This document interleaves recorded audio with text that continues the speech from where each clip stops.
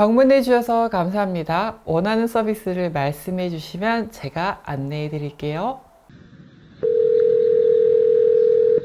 See how may I help you? Hi, I'd like to reserve a table for Wednesday the 7th. For 7 people? It's for 4 people. 4 people when? Today? Next Tonight? Wednesday at 6 p.m. No, it's not too busy. You can count for 4 people, okay? Oh, I gotcha. Thanks. Yep. Bye-bye. 요즘 앞으로 사라질 직업에 대한 얘기가 굉장히 많이 나오잖아요. 자, AI 은행원이 나온다라는 얘기가 많이 나오고 있는데 과연 앞으로 어떻게 될지에 대해서 한번 이야기를 해보도록 하겠습니다. 최근에 시티은행이 소매금융, 개인금융을 철수한다는 그런 기사가 나왔었죠. 아무래도 이익이나 이런 부분이 많이 감소가 되고 영업이익이 꽤 많지 않아서 좀 그렇게 되지 않았나, 그리고 영업 환경이 바뀌어서 그렇게 되지 않았나 라는 생각이 드는데요. 2020년에 우리나라에 있었던 은행 점포들이 몇 개나 없어졌는지 아세요, 여러분? 네, 집 주변에 혹시 없어진 점포가 없나요? 작년에 무려 304개나 없어졌다고 해요. 이 점포를 폐쇄하는 것도 솔직히 은행들은 많이 하고 싶어 하는데 금융위원회에서는 이제 고령자, 나이가 많은 분들이 은행 가기가 어려워진다 이렇게 해서 좀 폐쇄를 하지 말아달라고 얘기를 하고 있어서 그나마 이것도 적게 해서 아마 304개 정도 한 것 같습니다. 앞으로 10년 이내에 어떤 직업들이 사라질까라고 했는데 그 중에서 은행원이 그 탑 10 중에 9위를 차지를 했어요. 첫 번째는 주유원이 사라질 거다. 보험 인수 심사원, 그리고 금융자산 운용가라든지 요즘 AI들이 운용을 하기도 하죠. 그리고 뭐 총무 및 일반 사무원 이런 것들도 요즘 뭐 프로그램이나 이런 걸로 많이 대체를 하고 있는 추세여서 이런 것들도 좀 사라지지 않을까라는 직업이 있었는데, 네, 은행원이 무려 9위에 있었다는 점. 뭐 기존의 기사나 이런 내용들을 보기도 했었지만 또 막상 9위에 올라와 있다고 하니까 조금 뭔가 좀 기분 이상해요. 지금 이제 다른 나라에서는 AI 은행원을 도입을 하고 있고 우리나라 얘기도 할 건데, 우선 호주의 얘기를 한번 해볼게요. 호주의 한 은행에서 이제 AI 은행원을 도입을 했다고 하는데 그 AI 은행원 이름이 제임이라고 해요. 그래서 이제 AI 아바타인데 이제 사람들이 이제 말로 문의를 하면 이제 그거를 알려주더라고요. 뭐 카드 번호 어떻게 보는지 알려줘, 뭐 카드 뭐 비밀번호 확인하는 방법 알려줘, 이러면 이렇게 설명을 해주더라고요.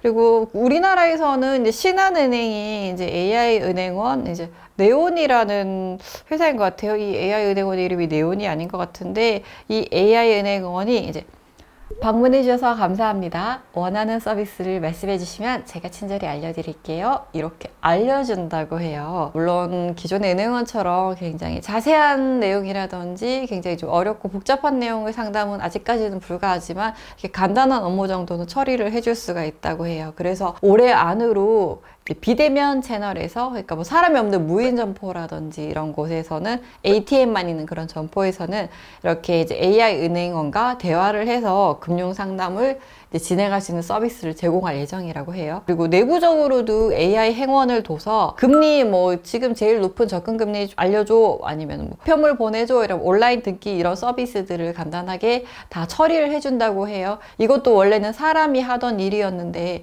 이제 사람 대신 기계가 하고 있는 거죠. 그래서 시간을 들이지 않고 간단하게 이제 AI의 도움을 받으면서 업무를 처리할 수 있게 돼서 은행원들도 굉장히 편리해지지만 그만큼 인원도 점점 줄어들 거라는 생각이 들어요. 제가 처음에 은행에 들어갔을 때 한 지점에 예전에 진짜 그때 당시에도 예전 얘기였었는데 한 30명 정도가 있었대요. 그래서 각자 업무를 하나씩 딱 맡아서 가지고 있었던 거예요. 어떤 사람은 하루 종일 기다렸다가 수표가 들어오면 수표를 정리해서 뭐 본부에 보내는 일을 한다거나, 이렇게 각각의 업무를 하나씩 나눠놨었는데 점점 컴퓨터가 발전하고 컴퓨터로 그런 업무들을 처리할 수 있고 뭐 스캔을 하고 이렇게 컴퓨터가 자동으로 계산해 주는 게 많아지니까 점점 인원이 줄여서 한 점포당 10명 이내로 거의 인원이 배정이 되거든요. 그래서 30명에서 10명으로 줄었 있다는 걸 봤을 때 앞으로 이거는 더 가속화될 것 같아요. 점포도 줄이고 인원도 줄이고 그렇게 갈 가능성이 굉장히 높을 것으로 생각이 돼요. 국민은행 같은 경우에는 AI 체험존을 여의도에 오픈을 했는데요. 이 AI 기기를 통해서 AI 은행원을 통해서 통장 개설도 할 수 있고 청약도 할 수 있고 그리고 예적금이나 퇴직연금, IRP 그리고 대출 상담까지도 가능하다고 해요. 그래서 이게 이제 좀 많이 반응이 좋고 좀 편리하다는 그런 반응이 있으면 비용이 얼마가 될지 그게 좀 관건이긴 한데 이제 앞으로 이런 것들 점차 늘려나갈 계획이 있겠죠.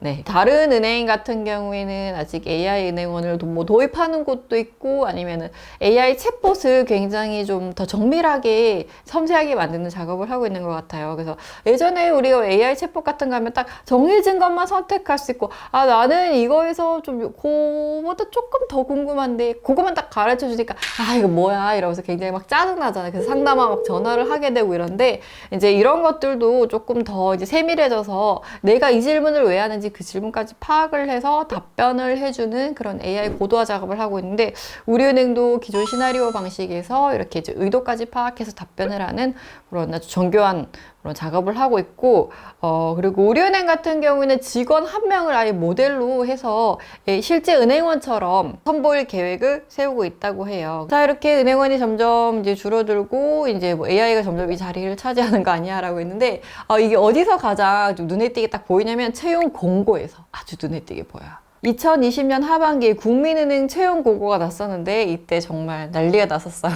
금융권 취업을 준비하던 사람들이 정말 깜짝 놀라고 아주 당황스러웠던 채용 공고가 있었는데 그 내용이 뭐냐면 1차 서류 전형에서 제출해야 될 과제가 있었어요. 그 제목이 뭐냐면 디지털 역량을 파악하기 위한 사전과제 부여라고 해가지고 이거를 3페이지에서 5페이지가량의 과제를 제시를 했었는데 뭐 예를 들어 내가 은행원으로 1년 정도 근무했는데 뭐 업무를 어떻게 전달할 건지 메일을 작성해봐라. 지금 현재 국민은행의 어플, 스타뱅킹, 리브, KB, 마이머니 이 세 가지에 대해서 뭐 어떻게 개선하면 좋을지 개선점에 대해서 적어봐라. 이런 식의 3페이지에서 5페이지 분량의 과제를 준 거예요. 이것도 정말 보면 헉 이럴 수 있는데 그 다음은 더 놀랄만한 그런 전형이 있었어요. 뭐냐면 서류를 접수한 후에 온라인 디지털 교육을 이수해야 되는데 이게 무려 24시간짜리 하루 8시간씩 들어도 3일이 걸리는 그런 디지털 연수를 받고 필기를 치고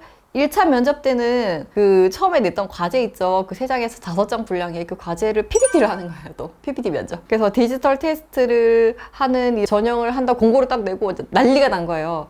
뭐냐 이게. 우리는 이런 거 생각지도 못했는데 그냥 기존의 금융권 공고대로 준비를 하고 있었는데 공부를 하고 준비를 했었는데 아주 새로운 과제와 새로운 방향으로 이제 공고를 하니까 굉장히 난리가 났었던 적이 있어요. 그래서 이게 갑질 논란이 일어가지고 하루 만에 채용 공고를 수정을 하긴 했었어요. 아무래도 이제 이런 과제들을 뭐 저도 혹했거든요.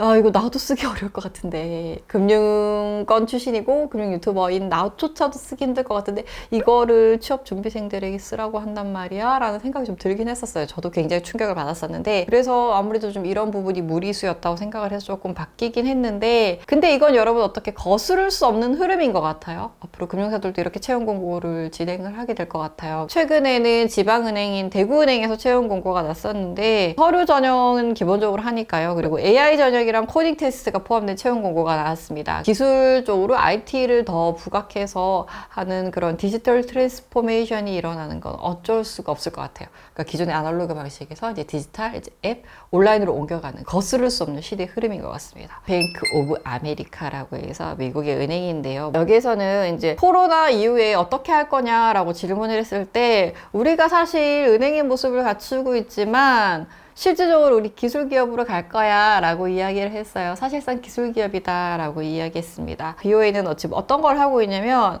우리가 아이폰의 시리처럼 음성으로 시리야 뭐 시간 알려줘 시리야 1시간 뒤에 알람해줘 이런 음성 우리 명령을 하잖아요. 시리를 본떠서 만든 모바일 음성인식 비서 에리카라는 것을 출시했었는데요. 자 그때 2020년 이후에 이 에리카를 통해서 55세 이상 가입자가 아주 많이 증가를 했어요.